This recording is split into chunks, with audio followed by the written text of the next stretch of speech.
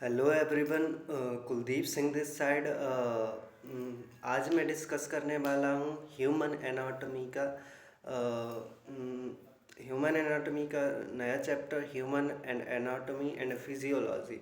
इसका second part में discuss करने जा रहा हूँ। आपको दोनों लैंग्वेज में मैं प्रेफर करूँगा, इंग्लिश एंड हिंदी दोनों में आपको समराइज़ करूँगा इस चैप्टर को। ठीक है, तो आप ध्यान से इसको, जैसे कि मैं बताता आ रहा हूँ कि 2 से 3 बार इसको देखिएगा। इस चैप्टर को 2 से 3 बार अगर आप देखते हैं तो आपको सारा, मतलब इस टॉपिक को अगर आप 2 से 3 बार देखते हैं तो आपको सारा कुछ समझ में आने लगेगा। ठीक है, और सिंपली लैंग्वेज में मैं आपको समझाऊंगा तो आपको पढ़ने में आसानी होगी, स्टडी करने में आसानी होगी। इस वीडियो को देखने से पहले मैं आपको बता दूं कि अगर आप इस वीडियो को स्टार्ट कर चुके हो तो खाना खाते वक्त या लेटते लेटे हुए इस वीडियो को बिल्कुल भी ना देखें। आप अगर लेटे हुए हैं तो खड़े, मतलब बैठ जाए आराम से, किसी भी कुर्सी पर बैठ जाए या ज़मीन पर बैठ जाए, या फिर आप खाना खा रहे हैं तो खाना को साइड में रख दें। इस वीडियो को देखने के बाद आप खाना खा सकते हैं।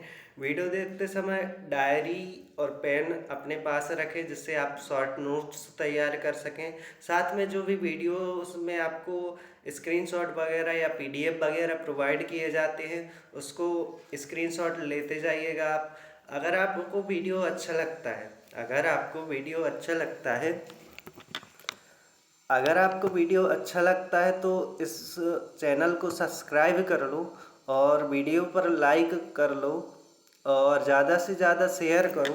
और जो भी वीडियोस में डाउट रहते हैं उसके लिए आप कमेंट कर सकते हैं, मैं आपकी हर कमेंट का जवाब दूंगा, ये पहले से ही बता रहा हूँ। ठीक है, आज का मैं एक इम्पोर्टेंट थॉट आपको बताने जा रहा हूँ। ठीक है, इम्पोर्टेंट थॉट जो मैं आपको हर वीडियोस में बताऊंगा। देखिए, इम्पोर्टेंट थॉट जो है, केतली गर्भ संभूतम केतली गर्भ संभूतम शक्कर पत्ती मिश्रितम कप मध्य विराजते देवी ओम चाय चंडकाय नमः। तो ज़्यादा से ज़्यादा चाय पीजिए। और देखिए, मैंने आपके लिए एक पीडीएफ शेयर किया है, इस पीडीएफ के माध्यम से मैं आपको आज समझाऊंगा।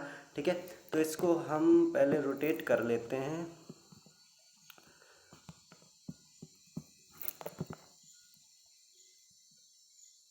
Just minute.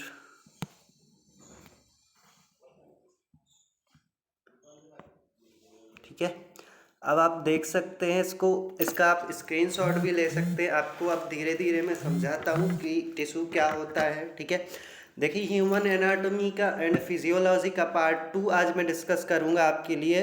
ठीक है, तो देखिए, ह्यूमन एनाटॉमी का सेल जैसे कि मैं आपको पढ़ा ही चुका हूँ। ठीक है, आज हम आपके लिए टिश्यू डिस्कस करेंगे। टिश्यू जिसे हम हिंदी में ऊतक भी कहते हैं किसी एक प्रकार की सेल के समूह को टिश्यू कहते हैं, किसी एक प्रकार की कोशिका के समूह को ऊतक कहते हैं, या किसी एक प्रकार की सेल के समूह को हम टिश्यू कहते हैं। ठीक है, अब टिश्यू का अध्ययन या स्टडी करना हिस्टोलॉजी कहलाता है। टिश्यू या टिश्यू या ऊतक का अध्ययन या स्टडी करना ऊतक कहलाता है। फिर से मैं आपको बता देता हूँ, टिश्यू का स्टडी करना ही हिस्टोलॉजी कहलाता है। हिंदी में ऊतक का अध्ययन करना ही हिस्टोलॉजी कहलाता है। अब टिश्यू को हमने 4 पार्ट में डिवाइड किया है। पहला है इसमें मसल टिश्यू जिसे हम पेशीय ऊतक भी कहते हैं। दूसरा है नर्वस टिश्यू जिसे हम तंत्रिका ऊतक भी कहते हैं। आपको दिख रहा होगा जो मैं आपके लिए प्रोवाइड किया हूँ। तीसरा हम आता है कनेक्टिव टिश्यू जिसे हम संयोजी ऊतक भी कहते हैं। ठीक है, और चौथा आता है एडिपोज टिश्यू जिसे हम उपकला ऊतक भी कहते हैं। उपकला ऊतक जो इम्पोर्टेंट होता है इसमें। ठीक है, और हालांकि सारे ही इम्पोर्टेंट है इसमें, आप देख सकते हैं कि सारे इम्पोर्टेंट हैं। ठीक है, तो हम फर्स्ट डिस्कस करते हैं मसल टिश्यू यानी कि पेशीय ऊतक। ठीक है, मसल टिश्यू के जो पार्ट होते हैं, स्केलेटल आ जाता है सबसे फर्स्ट जिसे हम रेखीय कहते हैं, रेखीय मांसपेशी भी कहते हैं। इसमें वॉल्यूमेट्रिक भी कहते हैं, जिसको हम हिंदी में ऐच्छिक मांसपेशी भी कहते हैं। ठीक है, इसको हम ऐच्छिक मांसपेशी भी कहते हैं। इसमें लैक्टिक एसिड पाया जाता है। ठीक है, इसमें लैक्टिक एसिड पाया जाता है। तो लैक्टिक एसिड पाए जाने की वजह से यह ऐच्छिक मांसपेशी भी कहा जाता है। दूसरा हम डिस्कस करते हैं स्मूथ मांसपेशी। ठीक है, स्मूथ मांसपेशी जिसे हम अरेखीय मांसपेशी भी कहते हैं। इसे हम हिंदी में अनैच्छिक मांसपेशी भी कहते हैं। ठीक है, यह कभी थकती नहीं, जबकि जो हमारी स्केलेटल मांसपेशी है वो थक जाती है। जैसे हम काम करते हैं तो थक जाते हैं, इसे हम स्केलेटल मांसपेशी भी कहते हैं, और यह सिलेंड्रिकल शेप में भी होता है। सेकंड है स्मूथ या अरेखीय मांसपेशी, जो कभी थकती नहीं है, यह अनैच्छिक होती है। ठीक है, अब तीसरा आ जाता है कार्डियक या हृदयक। देखिए, कार्डियक जो या हृदयक जो होता है, स्मूथ या अरेखीय मांसपेशी की ही कैटेगरी होती है। ठीक है, स्मूथ या अरेखीय मांसपेशी की ही कैटेगरी होती है। इसमें हमारा आता है, इसे हम कार्डियक सिस्टम के थ्रू भी पढ़ते हैं। कार्डियक सिस्टम में इसमें हार्ट आ जाता है, हृदय का आ जाता है, इसे हम हृदयक भी कहते हैं, हृदय आ जाता है इसमें।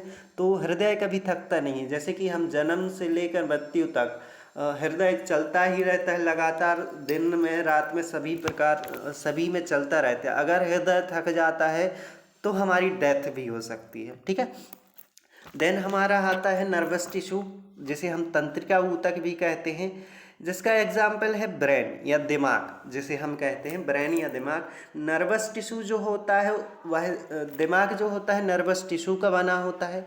दिमाग जो होता है नर्वस टिश्यू का बना होता है, ये ध्यान रखिएगा। दिमाग में या ब्रेन में नर्वस टिश्यू या न्यूरॉन्स भी पाए जाते हैं। ठीक है, न्यूरॉन्स भी इसमें पाए जाते हैं, और ये हमारी पूरी बॉडी में इंफॉर्मेशन प्रोवाइड करते हैं। ठीक है, देन हमारा थर्ड आ जाता है कनेक्टिव टिश्यू।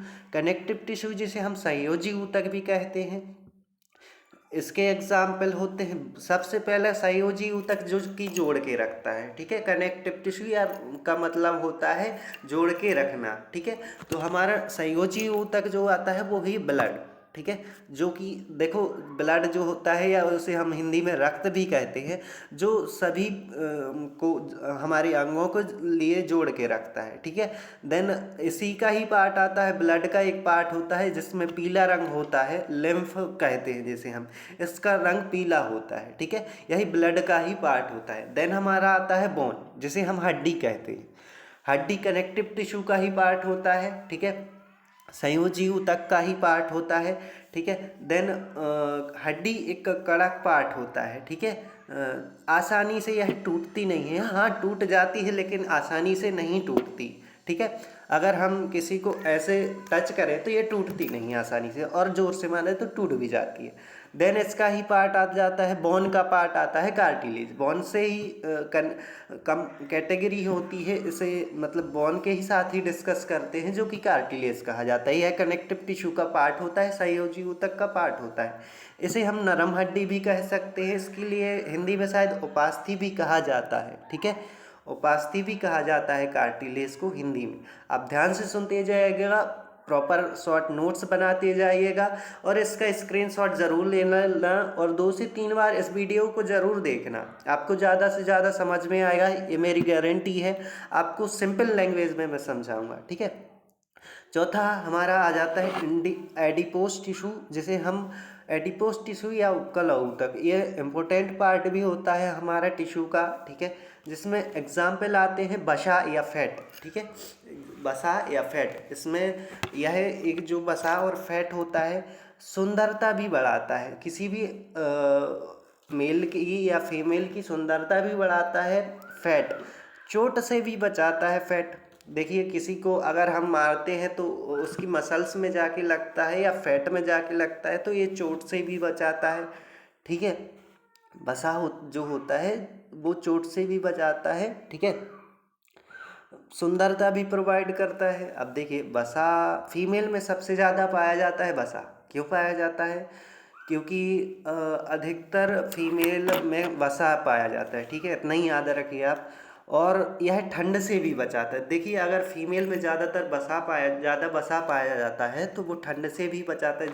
आप देखते रहेगा किसी शादी में या कहीं भी किसी भी मेल को ज़्यादा ठंड लगती है जबकि फीमेल को कम ठंड लगती है। कोई भी मेल जो होता है अच्छी जैकेट वगैरह सॉक्स वगैरह और मफलर वगैरह बांध के आता है और ज़्यादा ठंड लगती है क्योंकि जबकि फीमेल नॉर्मल ही अपनी ड्रेसेस में आ जाते हैं बिना कोई जैकेट वगैरह पहने, इसलिए उन्हें बसा के ज़्यादा होता है, इसलिए उन्हें कम ठंड लगती है। देन आता है हमारा हम पैड, ठीक है। हम पैड जो होता है उसे हम कुबड़ भी कहते हैं, ठीक है। कुबड़ जो कि ऊँट में पाई जाती है, यह एडिपोस टिश्यू का ही पार्ट है, ठीक है। कुबड़ जो ऊँट में पाई जाती है, ऊँट की कुबड़ में बसा रहता है जिसके हुए उस कुबड़ फैली रहती है, ठीक है। देन हमारा आ जाता है पेट। पेट एडिपोस टिश्यू का ही पार्ट है। इसमें देखिए किसी किसी का पेट ज़्यादा बढ़ जाता है तो उसमें वसा की मात्रा ज़्यादा हो जाती है, ठीक है। उसमें वसा की मात्रा ज़्यादा हो जाती है। अगर वो 3-4 दिन खाना भी नहीं खाता तब भी उसका पेट जो का त्यों रहता। क्यों रहता है? क्योंकि उसमें वसा की मात्रा ज़्यादा रहती है। ज़्यादा पेट निकला रहता है तो उसमें ज़्यादा वसा की मात्रा रहती है। देन आ जाता है हमारा चौथा झुर्री, जो एडिपोस टिश्यू का ही पार्ट है। झुर्री देखो किसी भी इंसान की, ऐसा किसी भी जीवित व्यक्ति की अगर झुर्रियाँ आ जाती हैं तो उसमें हम कहते हैं कि वसा की कमी होती है, ठीक है। उसमें वसा की कमी होती है तो हम उसे झुर्री भी कहते हैं। देखो वसा की अगर कमी हो जाती है किसी भी हमारी सेल में या हमारे हाथों में, या कोई भी बूढ़े आदमी को देखना झुर्रियाँ आ जाती है, या कोई भी लड़कियों को ये प्रॉब्लम ज़्यादा होती है कि उसमें झुर्रियाँ आ जाती हैं। क्यों? क्योंकि उनमें वसा की मात्रा की कमी हो जाती है, ठीक है। ज़्यादातर बुढ़ापे में लड़कियां जल्दी वसा की मात्रा कम हो जाती है तो उनमें झुर्रियाँ आती हैं, ठीक है। क्यों? क्योंकि वसा जो होती है हमारी स्किन के नीचे पाई जाती है, ठीक है, और उनमें झुर्रियाँ आने की संभावना जल्दी रहती है, ठीक है। तो आज का जो टिश्यू चैप्टर है वो यहीं पे ख़त्म होता है। नेक्स्ट टॉपिक नेक्स्ट लेक्चर में हम डिस्कस करेंगे। तब तक के लिए आपका धन्यवाद। इस वीडियो को देखने के लिए आपने अपना कीमती समय दिया, उसके लिए बहुत बहुत धन्यवाद। Thank you so much. Then हम ये वीडियो एंड करते हैं, ठीक है। बाय बाय और टेक केयर। आप सभी स्वस्थ रहें, यही हमारी कामना है। Thank you so much.